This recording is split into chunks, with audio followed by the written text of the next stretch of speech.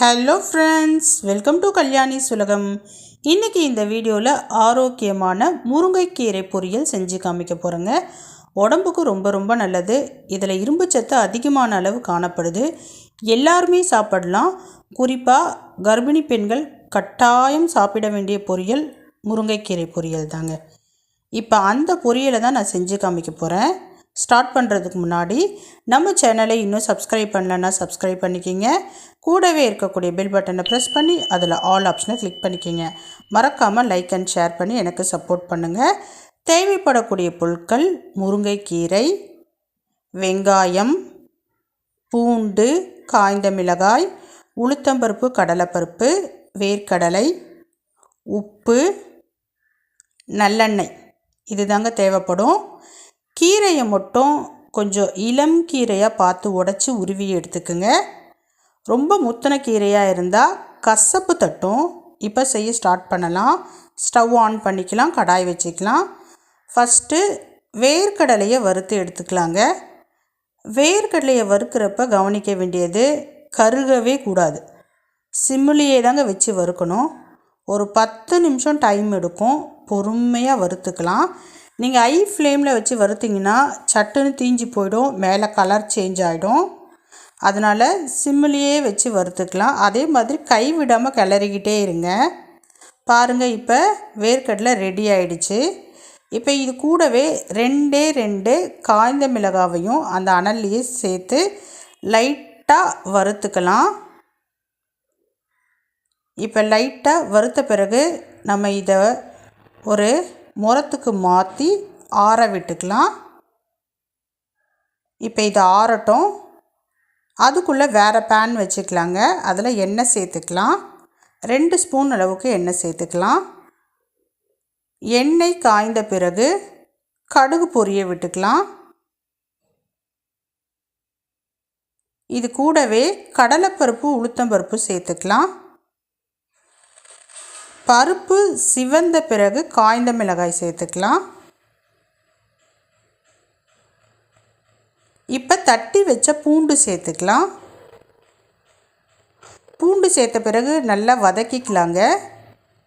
இந்த பூண்டினுடைய மனம் இந்த கீரைக்கு நல்ல ஒரு ஃப்ளேவரை கொடுக்கும். இப்போ பூண்டு நல்லா வதங்கிடுச்சு. வெங்காயம் சேர்த்துக்கலாம். நம்ம எடுத்துருக்கிற கீரைக்கு ஏற்ற மாதிரி வெங்காயம் சேர்த்துக்கலாம். நான் இப்போ ஒரே ஒரு வெங்காயம் தான் சேர்க்குறேன். கீரை பார்த்திங்கன்னா நல்ல ஒரு கைப்பிடி அளவுக்கு நான் உருவி வச்சுருக்கேன். வெங்காயத்தை சேர்த்துட்டு பொறுமையாக நல்லா வதக்கிக்கலாம். வெங்காயமும் பூண்டும் சேர்ந்து நல்லா வதங்கணுங்க. இப்போ வெங்காயம் வதங்கிடுச்சு பாருங்கள். இது கூட கீரையை சேர்த்துக்கலாம். நான் கீரையை தண்ணி விட்டு 2-3 டைம் அலசிட்டு ஃபில்ட்ரு பண்ணி வச்சுருக்கேன். இப்போ கீரையை சேர்த்துக்கலாம். கீரையை சேர்த்து நல்லா கலரிக்கலாம். இப்போ கீரை வேகிறதுக்கு தனியாலாம் நம்ம தண்ணி சேர்க்க வேணாங்க.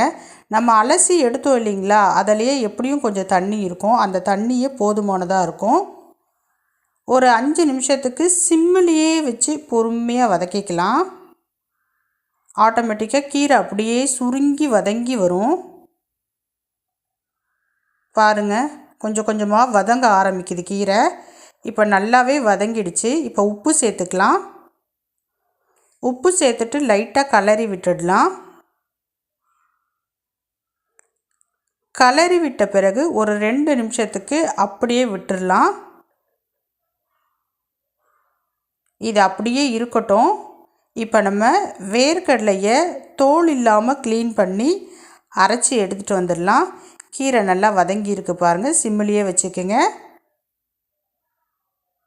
வேர்க்கடலை நல்லா ஆறிடுச்சு பாருங்கள். கை வச்சு இந்த மாதிரி ப்ரெஸ் பண்ணிங்கன்னா அதில் இருக்க தோல் தனித்தனியாக வந்துடும். இப்போ வேர்க்கடலை மட்டும் தனியாக எடுத்துக்கலாம். இது கூடவே 2 வரமிளகாய் சேர்த்து மிக்சியில் லைட்டாக பல்ஸ் மோடுக்கு போட்டு எடுத்துப்போம். மழுமழுன்னு அரைக்கக்கூடாதுங்க, மணல் மணலாக இருக்கணும். அந்த மாதிரி அரைச்சி எடுத்துக்குங்க. இப்போ கீரையும் 90% வெந்துடுச்சு. இப்போ அரைச்ச வேர்க்கடலை பவுடரை நம்ம சேர்த்துக்கலாம். வேர்க்கடலை பவுட்ரு பார்க்குறதுக்கு நிறைய இருக்க மாதிரி தாங்க இருக்கும். ஆனால் நம்ம வதக்க வதக்க கீரையோடு நல்லா மிக்ஸ் ஆகிடும். இந்த வேர்க்கடலை சேர்த்து செய்கிறப்ப இந்த கீரை பார்த்திங்கன்னா ரொம்ப நல்லாயிருக்கும். நிறைய மெத்தடில் செய்யலாம் முருங்கைக்கீரையை. பட் இந்த மெத்தடில் நீங்கள் செஞ்சு பார்த்தீங்கன்னா ரொம்ப ருசியாக இருக்கும். இப்போ சூப்பரான முருங்கைக்கீரை பொரியல் ரெடி. ரொம்ப நல்லா இருக்குங்க. உடம்புக்கு ரொம்ப ரொம்ப நல்லது. வாரத்தில் 2 நாளாவது முருங்கைக்கீரை கண்டிப்பாக சாப்பிட்ணும். ட்ரை பண்ணி பார்த்துட்டு எப்படி இருக்குன்னு சொல்லிட்டு சொல்லுங்கள். பாய்.